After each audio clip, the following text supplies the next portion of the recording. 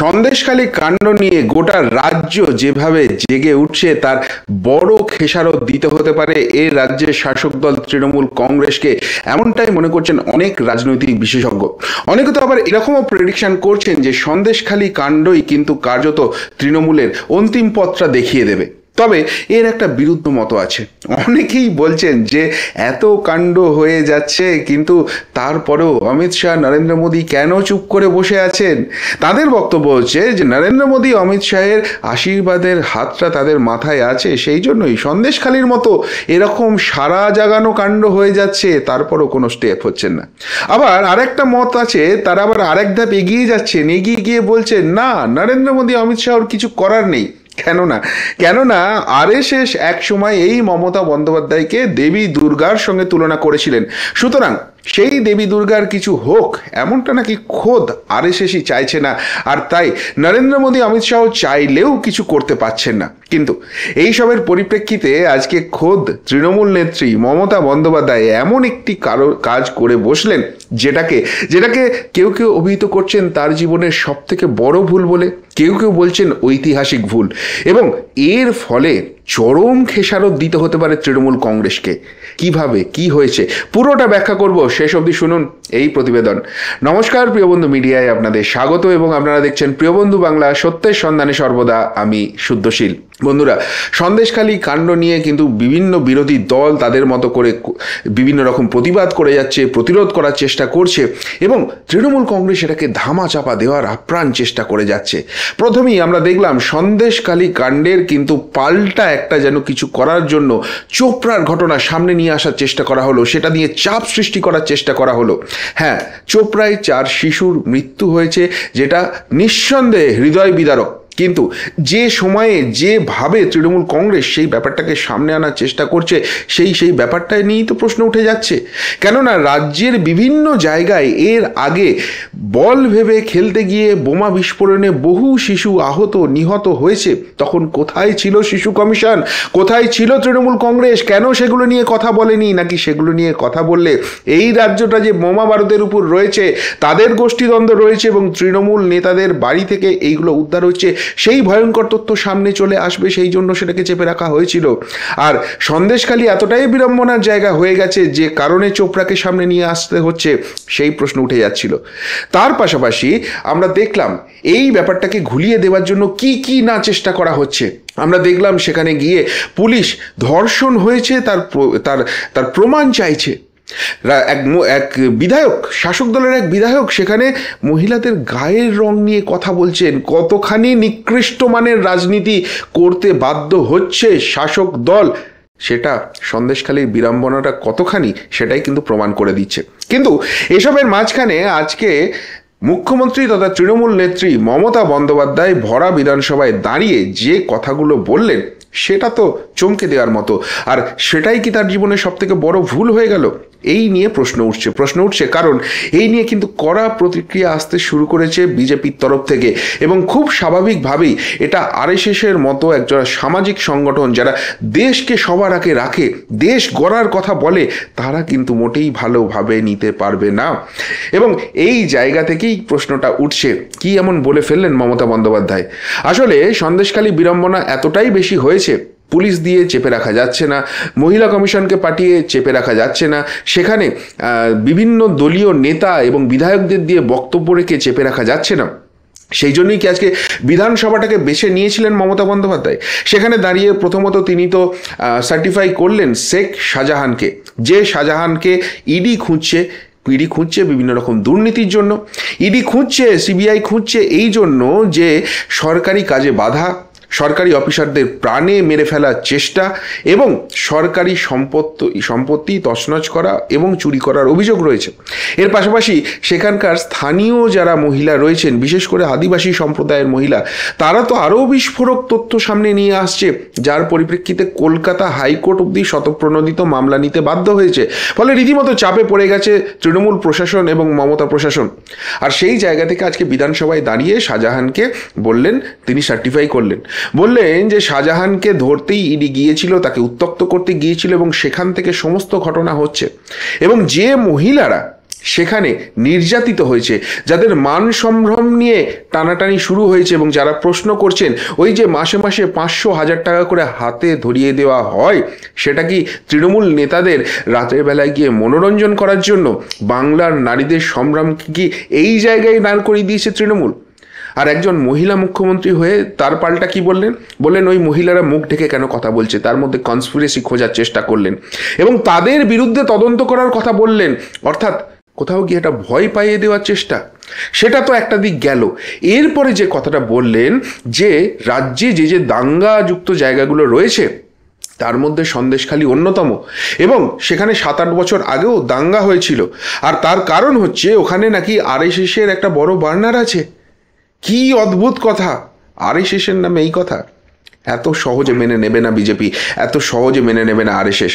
এই কথা বলার পরই কিন্তু এর চূড়ান্ত প্রতিক্রিয়া দিয়েছেন প্রাক্তন কেন্দ্রীয় মন্ত্রী রবিশঙ্কর প্রসাদ, এবং তিনি যে তার রিয়াকশন দিয়েছেন সেখানে এমন কিছু কিছু কথা বলেছেন যে এবার মনে হচ্ছে ফাইনাল অ্যাকশনের টাইম চলে এসছে, আর কিন্তু রেয়াত করার কোনো জায়গা নেই। কি বলেছেন মাননীয় প্রাক্তন মন্ত্রী রবিশঙ্কর প্রসাদজি, শুনে নিন তার বক্তব্যটা, তারপর আসছি তার ব্যাখ্যায় এরপর কি হতে পারে।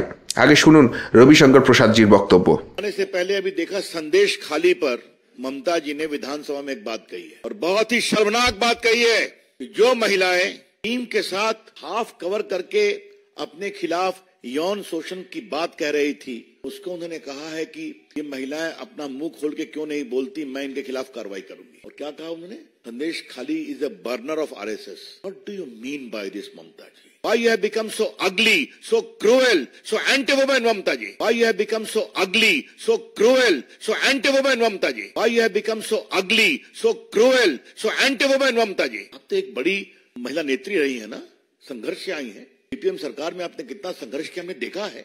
आज आपके सीपीएम के ये टीएमसी के गुर्गे महिलाओं को रात में नॉक करते हैं, उनका यौन शोषण करने का प्रयास करते हैं, वो खुलकर बोल रही हैं। राज्यपाल जी के सामने गई, विधानसभा में बोलती कि आरएसएस का बर्नर है। शेम ऑन यू ममता जी, शर्म करें आप। शेम ऑन यू ममता जी, शर्म करें आप। शेम ऑन यू ममता जी, शर्म करें आप। एक महिला प्रतिष्ठित नेता जो मुख्यमंत्री है ऐसी बात कहेगा। लेकिन दूसरा सवाल आज हमको जरूर उठाना है, यही अगर भाजपा के किसी मुख्यमंत्री के मुंह से निकला होता तो अब तक देश में तूफान खड़ा हो जाता है। क्या राहुल गांधी, क्या वामपंथी, क्या सीपीएम, क्या सीपीआई, क्या मानवाधिकार संगठन, क्या आप लोग क्षमा करिए चलना मुश्किल कर देते। अभी सभी खामोश हैं। इसीलिए कहते हैं शेमफुल डबल स्टैंडर्ड्स।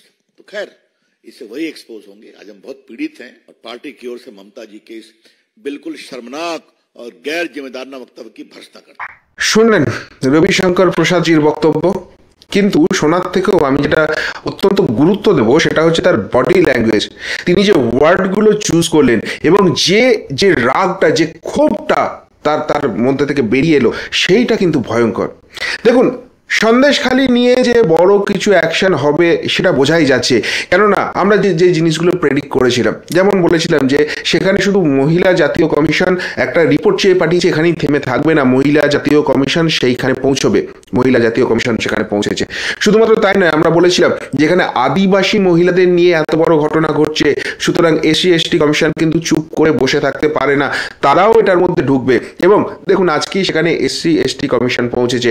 শুধুমাত্র তাই নয়, তারা কিন্তু পুলিশের বিরুদ্ধেই বিস্ফোরক অভিযোগ নিয়ে এসছে যে এখানে পুলিশ কোনো রকম এই তদন্তে সহযোগিতা করছে না।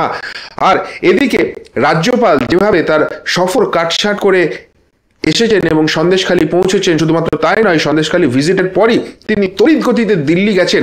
সেখানে অমিত শাহের দপ্তর যে এটাকে অত্যন্ত সিরিয়াসলি দেখছিল এই কথা কিন্তু প্রমাণ আসছিল, এবং যেটা মনে করা হচ্ছিল যে সন্দেশখালী নিয়ে স্টেপ হবে, কিন্তু প্রসিডিওর ফলো করে স্টেপটা হবে, এবং সেই কারণেই হয়তো প্রসিডিওরটা ফলো করতে গিয়ে কিছুটা সময় লাগছে এবং এরপর স্টেপটা হবে। কিন্তু আজকে যেভাবে আরএসএসকে সরাসরি দেখিয়ে দিলেন, যেভাবে তিনি শেখ শাহজাহানকে ডিফেন্ড করতে গিয়ে সেখানকার যে মহিলা তাদেরকে ভয় দেখাবার চেষ্টা করলেন, এরপর কিন্তু পুরো প্রসিডিওরটাই এক্সপিডিট হতে বাধ্য। অর্থাৎ এরপরও যদি বিজেপি কোনো রকম কোনো স্টেপ না নেয়, এরপরেও যদি কেন্দ্রীয় মন্ত্রিসভা কোনো রকম কোনো স্টেপ না নেয়, তাহলে কিন্তু সর্বভারতীয় ক্ষেত্রে নিজেদেরকে নিয়েই প্রশ্ন তুলে দিতে শুরু করবে বিজেপি এবং আরএসএস। যদিও আরএসএস এর সঙ্গে সরাসরি কোনো যোগ নেই রাজনীতির, কিন্তু এটা তো সকলেই জানে, এটা তো ঘোষিত সত্য যে আরএসএস এর যে পলিটিক্যাল শাখা আছে সেটাই হচ্ছে বিজেপি। আরএসএস যেভাবে দেশ ভাবনায় ভাবিত হয়, বিজেপি পলিটিক্যাল ফিল্ডে থেকে সেটাকে কিন্তু এক্সিকিউট করে। সুতরাং কোনো বড় ডিসিশন নিতে হলে আরএসএসকে ইগনোর করে কিন্তু বিজেপি সেই ডিসিশন নিতে পারে না। আরএসএস এর যে মতবাদ রয়েছে সেই জায়গাটাকেই তারা এগিয়ে নিয়ে যেতে চায়, আর তাই এইভাবে দেগে দেওয়াটা এটা কিন্তু আরএসএস এবং বিজেপি দুই জায়গাতেই কিন্তু প্রশ্নের মুখে তুলে দিলেন এবং একটা কোথাও গিয়ে যেন বার্তা দেওয়ার চেষ্টা যে দেখো আমি তো যা বলার বলে দিলাম, তোমাদের কত হিম্মত আছে আমার বিরুদ্ধে কিছু করে দেখাও। কোথাও গিয়ে যেন সেই ফ্লাইটের ডেলিভারিটা দেওয়া হলো এবং এরপরেও যদি সত্যি কিছু না হয় বাংলায় ছেড়ে দিন, বাংলায় বিজেপির ঝান্ডা ধরার লোকও পাওয়া যাবে না।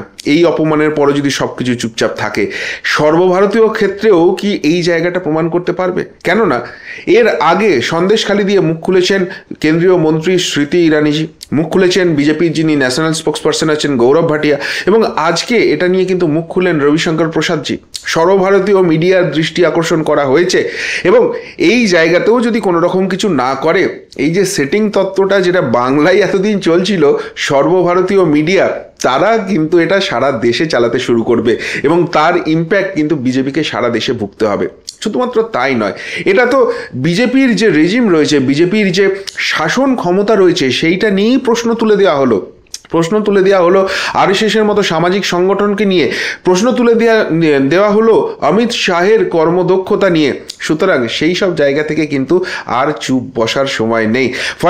ফলে আজকে যেটা মমতা বন্দ্যোপাধ্যায় দিয়ে দিলেন বিধানসভায় বক্তব্য, এখন সেই বক্তব্যকে কিন্তু ডিসকার্ড করার কোনো জায়গা নেই, কেননা বিধানসভার অন রেকর্ড হয়ে গেল সেটা, এবং এই ঘটনার ফলেই কিন্তু এবার চরম পদক্ষেপের দিকে এগোচ্ছে। বাংলা নিয়ে কঠিন সিদ্ধান্ত কি আসন্ন, সেই প্রশ্নটাই কিন্তু রাজধানীর অলিতে গলিতে ঘুরছে। শেষ পর্যন্ত কি করবেন অমিত শাহ? আরএসএস কি এত বড় অপমানের পরও চুপ করে মুখ বুজে বসে থাকবে, নাকি ঝড় উঠবে বঙ্গ রাজনীতিতে? সেই প্রশ্নের উত্তর আমরাও খুঁজছি। তবে আজকে যে বডি ল্যাঙ্গুয়েজটা রবিশঙ্কর প্রসাদজি দেখালেন সেটা কিন্তু অনেক প্রশ্নের কিন্তু উত্তর দিয়ে দিল। আপনারা কি মনে করছেন এরপর সত্যি কিছু হবে, না মমতা বন্দ্যোপাধ্যায় যেটা করবেন সেটাই ঠিক? আরএসএসই বলুন বিজেপিই বলুন, তার কাছে শিশু ঠান্ডা। উত্তরটা অবশ্যই কমেন্ট বক্সে কমেন্ট করে জানাবেন। এখনকার মতো এখানেই শেষ করলাম, ফেরত আসছি নতুন প্রতিবেদন নিয়ে খুব তাড়াতাড়ি। ভালো থাকবেন, সাথে থাকবেন, পাশে থাকবেন। নমস্কার।